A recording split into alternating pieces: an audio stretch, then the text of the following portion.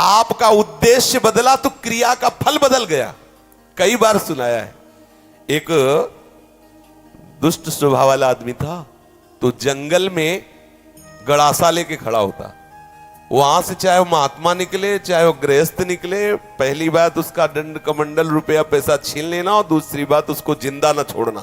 तो मौज, ऐसा हिंसक क्रूर स्वभाव का था, छीन लेना और मार देना। बहुत ध्यान से सुनना, ऐसा ही करता। अब एक महात्मा जो बड़े भजनानंदी तपस्वी त्यागी थे, तो ऐसे संतों के दर्शन मात्र से पाप नष्ट होते हैं। संत दरस जिम पातक टरे, बड़े भाग पाइप सत्संगा, विनय प्रयास होई भव भंगा। ऐसे महापुरुष का सानिध्य जो ही मिला तो उसने उठाया गड़ासा। तो उनका क्यों भाई, क्यों मारोगे? बोले हमारा व्यसन है, मारना हमारा स्वभाव है, हमारी आदत, हमें नशा है, हम सामान छीन लेते हैं मारते हैं। बोले ऐसी दुर्गति होगी तेरी कि तुझे पता नहीं। वो तपबल संपन्न थे, वो जो जो बोल रहे थे वो ऐसा लग रहा था कि उसके दिमाग पे लग रहा है। थोड़ी ही देर में संभाषण मात्र, एक तो दर्शन दूसरा संभाषण, तत्काल उसके हृदय में कंपायमान, हृदय में भय पैदा हुआ, चरणों में गिर गया। महाराज मैं तो बहुत पाप की, ये देखो संत दर्शन का फल, कोई उपाय बताओ। महाराज सब छोड़ दूंगा यदि मुझे शिष्य बना लो। तो उनका तुम्हें ऐसे शिष्य नहीं बनाएंगे, पहले तुम भारत के तीर्थों का अवगाहन करो, जब तुम पवित्र हो जाओगे तब तुम्हें शिष्य बनाएंगे। तुमने बहुत सी हत्याएं की है, बनाएंगे शिष्य, लेकिन पहले भारत के तीर्थों में भ्रमण करो। तो महाराज हम कैसे जानेंगे कि हम पवित्र हो गए, निष्पाप हो गए? तो उन्होंने एक सूखी लकड़ी दी और कहा जब ये हरी हो जाए, इसमें अंकुरण हो जाए, तो वहीं से लौट आना, जानना तुम निष्पाप हो गए। चल पड़ा। और महापुरुष की प्रेरणा, ये होता है संत का प्रभाव। और वो लकड़ी ली सूखी और चल पड़ा। 10 किलोमीटर चला होगा तो एक जंगल में एक बहुत बड़ा बट वृक्ष था, बरगद का, बहुत बड़े बड़े पेड़, बरगद के बहुत बड़े, उसकी जड़ से आके शाखाओं से नवीन वृक्ष की रचना, बहुत बड़ा वृक्ष था। उसी के नीचे सोचा रात्रि काट लेते हैं, फिर हम तीर्थ यात्रा में जाएंगे। उसी के नीचे तो 4 बदमाश ऊपर चढ़े हुए थे, चोर, और वो समीप वाले गांव में चारों तरफ से आग लगाने का प्लान बना रहे थे कि तुम दक्षिण की तरफ से आग लगाना, तुम उत्तर की तरफ से आग लगाना, और फिर जो निकलेगा उनको मारेंगे, ऐसा ऐसा। उसने सोचा है इतने पाप किए हैं, तीर्थ यात्रा तो जा ही रहे, इन 4 को और मार देते हैं, क्योंकि ये 4 मरेंगे तो पूरा गांव बच जाएगा।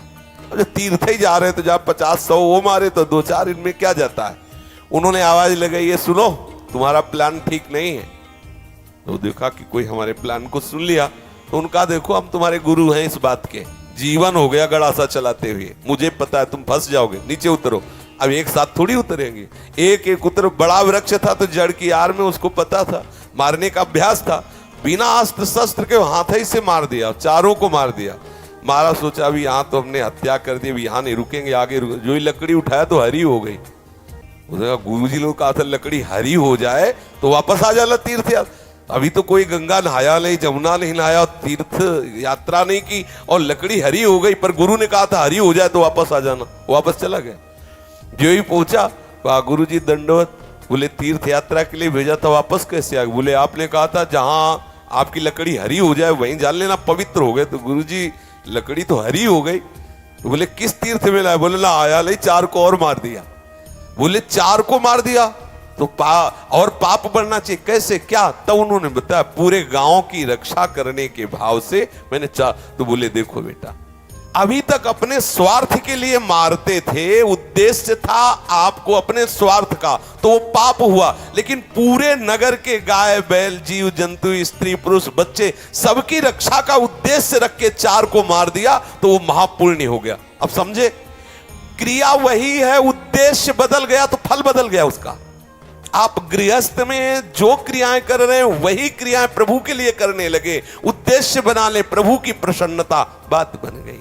सर्वधर्मान परित्यज्य मामेकं शरणं व्रज अहम त्वां सर्व पापेभ्यो मोक्षयिष्यामि मा शुचा। तू चिंता मत कर कि धर्म त्याग का पाप लगेगा, मैं तुझे निष्पाप कर दूंगा, लेकिन तू मेरे चरणों का आश्रय ले ले। हर धर्मों की पूर्ति भगवत प्राप्ति से होती है, और प्रभु के चरणारविंद का आश्रय लेना परम धर्म है। जो धर्म कर्म प्रभु की प्राप्ति में बाधा पहुंचावे तजिए ताहि कोटि वैरिशम, उसे करोड़ों दुश्मन के समान त्याग देना चाहिए। जैसे तजो पिता प्रहलाद विभीषण बंधु भरत महतारी गुरु बलि तजो कंत ब्रज बनितन, बोले भेमुद मंगलकारी। इसलिए अपने जीवन का लक्ष्य प्रभु प्राप्ति बनाने वाले के लिए हर धर्म भगवत प्रसन्नता के लिए किया जाए, वही हो गया भगवत प्राप्ति का हेतु। समझ रहे? ऐसे कितने महापुरुष देखे गए अपने कुल कर्म को करते हुए भगवत प्राप्त हो गए, क्योंकि वो प्रभु की प्रसन्नता के लिए किया। अभी क्या करते हैं हम, जो भी करते हैं अपने सुख के लिए करते हैं, अपनी राजी के लिए करते हैं, और भक्त प्रभु की राजी के लिए करता। क्रिया वही है, उद्देश्य बदल गया, उसका फल बदल गया। समझ गया?